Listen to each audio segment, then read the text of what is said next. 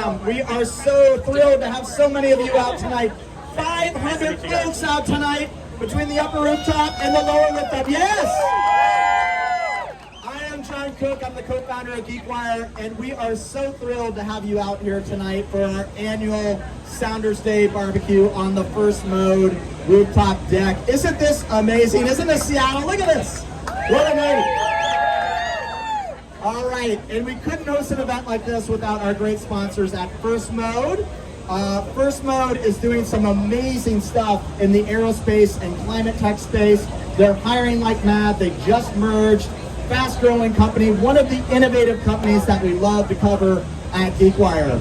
Also, a huge shout out to our friends at WaFd Bank. Yes, WaFd! Woohoo! Yes, WaFd, which is your personal and business bank. They are also great supporters of the Sounders. And on August 14th, you too, if you're one of the first 10,000 fans, can get this super cool Sounders retro hat at the August 14th match at the WaFd Sounders party that they're hosting. So make sure to check that out on August 14th, just coming up in a couple weeks. A big thanks to WaFd Bank and First Mode for sponsoring here tonight. And we've got a couple cool giveaways to kick things off tonight. First off, courtesy of WaFd, we have a signed Stefan Fry WaFd Sounders cap that's gonna be raffled off here with my trusty companion here, Holly Grambler, who is winning the WaFd hat. It is Edgar Cosson of Violet. Edgar Cosson, Violet, come on up. If you are in the audience, Edgar, come on up. You've won the Stefan Fry signed. Yes, congratulations.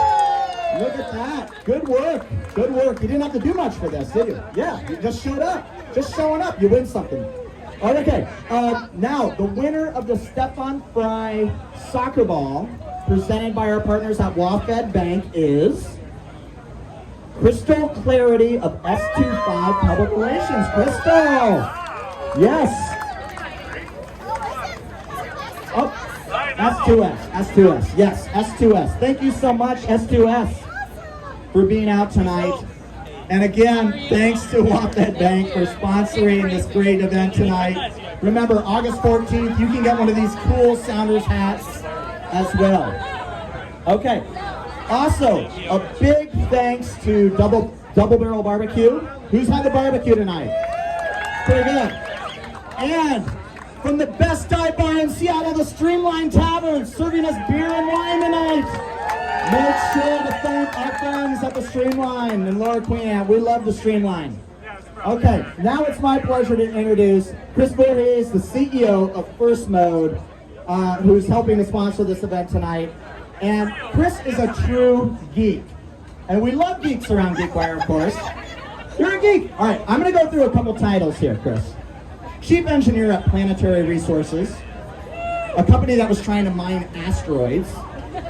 VP of Spacecraft Development at Arkid Astronautics.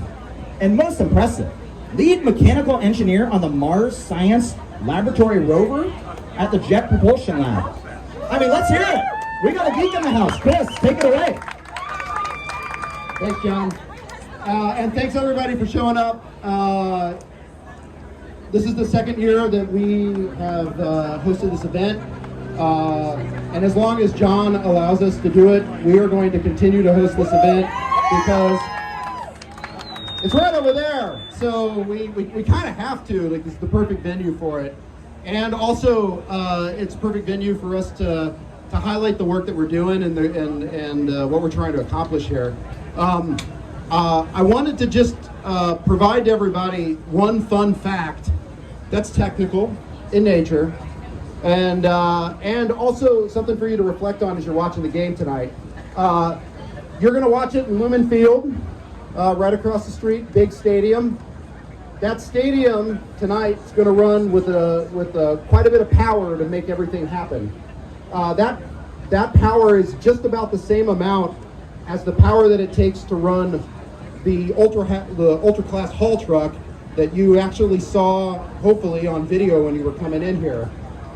That's the vehicle that our team here at First Mode was challenged and actually succeeded in weaning off of diesel and getting it to not be such a gas guzzler, turning it into the world's largest zero-emission vehicle in operation. It takes 700 passenger vehicles off of the road. There's tens of thousands of those ultra-class haul trucks that are mining all the stuff that you guys use every day in operation every day around the world. That's the size of impact that we're trying to have here at First Mode. That's the size of impact that folks can have when they show up to work every day. So if any of that is at all interesting to you, I would ask you to find someone that's walking around with a piece of First Mode swag on. Talk to them about what they do. Talk to them about why they do it and how they do it and why they're here. And if you're interested in that, apply to join us. The problems we're trying to fix are big, and we need all the help we can get. So thanks everybody for joining us today. Enjoy the game. I'm gonna go get another beer. Go Sounders. Mic drop, I'm getting another beer. All right, now it is my pleasure to introduce a true Seattle gem. He's an author, broadcaster, podcast host, inspirational speaker, and legendary Seattle Sounders winger. It is Steve Zakuani from the Seattle Sounders. Steve, thank you so much. Let's hear it. Let's give a big GeekWire shout out for Steve Zakuani. Steve, thanks for being here tonight. I am so excited to talk to you, and I can talk to you for hours, but people want to drink beer and eat great barbecue and watch a great Sounders match tonight. So we got about 20 minutes, and you got to get back to the broadcast, so we can't go into everything I want to go into. But I'm going to start with a quick question for you. In fact, a very speedy question. You were known as a quick, fast-paced person on the ball at your time at the Sounders. I want to ask you, who is the fastest Seattle Sounder ever? It's a short list. It will be Jordan Morris, DeAndre Yedlin, and Steve Zakuani. I love the Steve Zakuani shout out. You know, Adrian Hanauer, the owner of the Sounders, told me once it was Ozzie Alonso. No, okay. Well, I would put Steve Zakuani at the top there. Steve, another quick Sounders question. The team's changed a lot in the last few years. I know you still have a lot of deep connections to the team. If there were one current Seattle Sounder you could play with, who would it be and why? That's a great question. I never had a chance to play with him officially. I have practiced with him a couple times, and that would be the captain, Nicolas Ladero. And why is that? Because he's the best player in our history, probably. All right, thank you, Steve. Yes, okay. Now, the interesting thing with your story is that you came to the Sounders in 2009. You had a great short career, too short of a career, unfortunately, based on injury. But what's interesting is you stuck around Seattle, and you've seen that with a lot of Seattle athletes, from Seahawks, Sonics, Mariners. They stick around here, and I'm curious, why do you stay in Seattle? Why is this a special place for you? Yeah, I mean, from my original Sounders team, I would say 6, 7, 8 of us are still in the area. I mean, you get days like today, obviously, which makes it worth it. But I think in general, the connections, I've been tied to the Sounders for 12 years now, very close to the team. It's a great soccer community. Obviously, I'm a fan of the game as well. And being here around all of you on a daily basis, for me, it's I couldn't pick anywhere else in the States to live. You know, obviously London is home as well, but Seattle's a very, very close second. And I think it's just the people and the culture and the soccer fandom that kept me here. Awesome.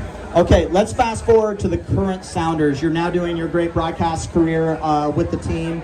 I'm curious, you know, we're slumping right now as a team, and I'm curious, what do you think it's going to take for the Sounders to get out of this slump? Yeah, we are slumping. I have faith we'll turn it around. We've had this a couple times before, 2010, 2016, where we really slumped. it takes a really big result. If you can win 3-0, 4-0, 5-0, get the fans behind you, normally that's enough to shift the confidence and momentum of a team. Tonight will be a great night for that.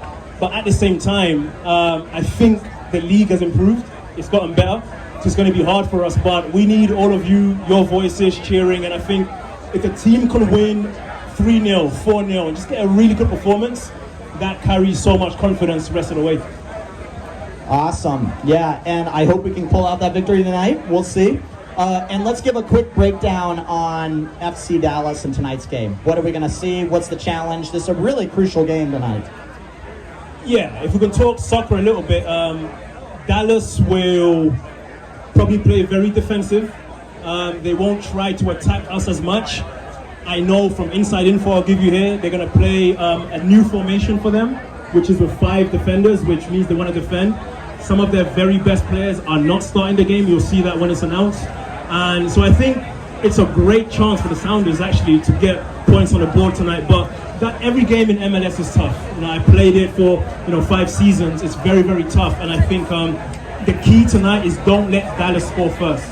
Don't give them something to protect. Because when a team has that on the road, you have to come out and then the Sounders are exposed and it becomes back and forth. So if we score first tonight, I can pretty much tell you we'll get 3 points.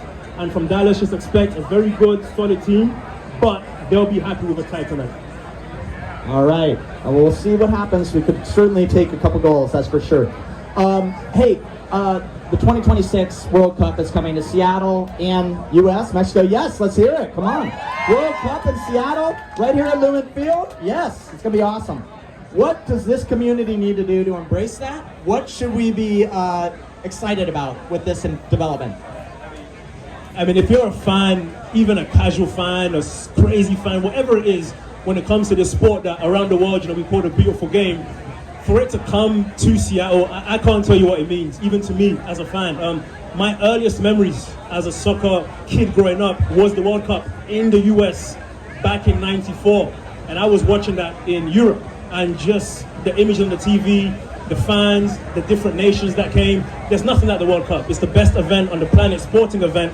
And to have Seattle as one of the host cities, I don't know who we're going to get, whether it's the US national team. I'm hoping we get Brazil because their fans are kind of rowdy and will up the energy here. But for all of us here, just be excited. You're going to see the very best players at this sport in our country, in our city here, over a 4-week period. It doesn't get much better than that. Some very good cities missed out, and we were able to be named one of the finalists, and we're going to host an amazing game, a few games in that stadium behind us. So be excited. The next 4 years will fly by quickly, and it'll be here before you know it, but there's nothing like the World Cup, and as a fan, I can't wait to attend the games as a fan. All right, we got the 2022 World Cup first, so I'm curious, who's your pick? Are you in England? Are you a U.S. men's national team fan? Wales? Who do you go for? No, my worst fear came to pass with this last World Cup coming up because England has to play the U.S. And, I've got so many friends on the U.S. team. Obviously, I grew up in England with friends there. When they play, I'm going to be honest, I can't go against England, even though I want the U.S. to be a very close second. Those are my 2 teams for this one. And always, as a neutral, I love to watch Brazil play, always. All right, yes, that's great stuff. Thank you, Steve. All right, I want to just transition quickly because your personal story is really compelling. I don't know if everyone here knows it. I would recommend to everybody, Steve has a great book called 500 Days about his recovery from injury. It's truly inspirational. If you want to read a fantastic book, make sure you read that book on just perseverance and getting back and recovery. It's just an amazing book. So check that out. There's 500 Days there. Yeah, maybe give a signed autograph copy of that out there. Throw it out there. It is truly an amazing story. We don't have enough time tonight to dive into it. Steve also did a really amazing podcast with Brock Heward, which I recommend you listening to. It's just a phenomenal story. And it's a story of resilience. It's a story of coming back. And I'm curious, a lot of the entrepreneurs, startup folks in the audience tonight are facing hardships, tough times, obviously having to transition and move their businesses in new directions. And I'm curious, based on your own personal experience, what advice you would give to them for moving forward. Great question. I'm going to give this away to someone. I don't know how we'll do it, but I'll give it away. So really shortly, I had a very serious injury, unfortunately, during my third year with the Sounders. I had my leg broken during the game. It needed 9 surgeries, all kinds of stuff. Eventually returned, played 3 more seasons, and then it was a wrap. In terms of facing challenges, adversity, whether you're an athlete like I was, or you're in business, entrepreneurs as many of you are, my best advice I got was from one of my trainers at the Sounders. He said, just stick with it.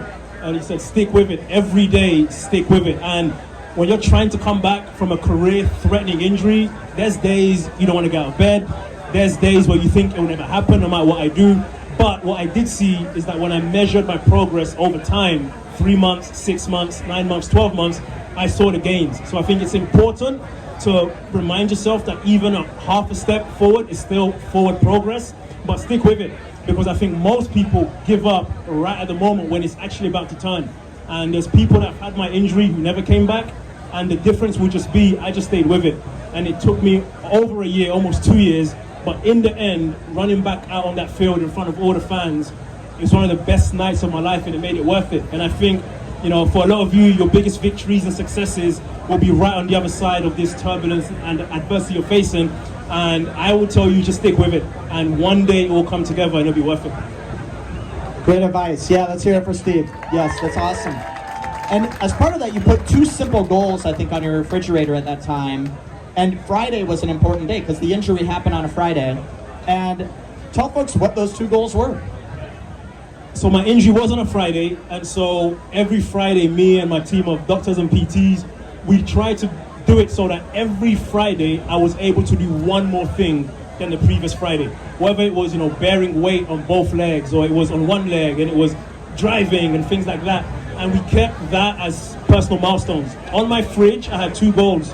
Number 1 was not just to make it back onto the field, but make it back as a starter. I wanted to regain my starting spot. That drove me on those hard days when I come home and practice wasn't good and my body felt a bit weak, and I'd see that goal and you have to keep pushing.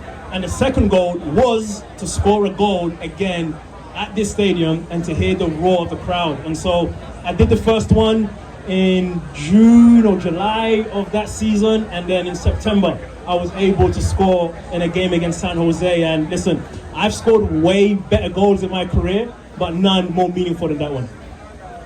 That's great. Let's hear it for Steve Zakuani, Seattle Sounders legend. You're going to hear him on the broadcast tonight. And Steve, it's been just a pleasure chatting with you tonight. And thank you so much for coming out for the GeekWire community here, sharing some insights, advice.